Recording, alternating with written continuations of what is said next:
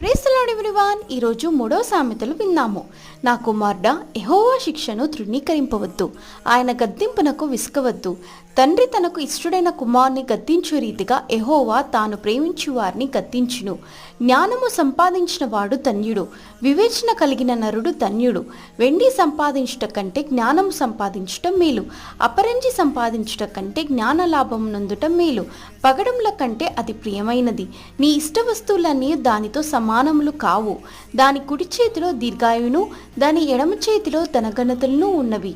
దాని మార్గములు రమ్య మార్గములు, దాని త్రోవలన్నీ క్షేమకరములు.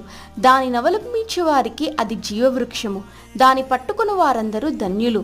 జ్ఞానం వలన యెహోవా భూమిని స్థాపించెను, వివేచన వలన ఆయన ఆకాశ విశాలములను స్థిరపరచెను.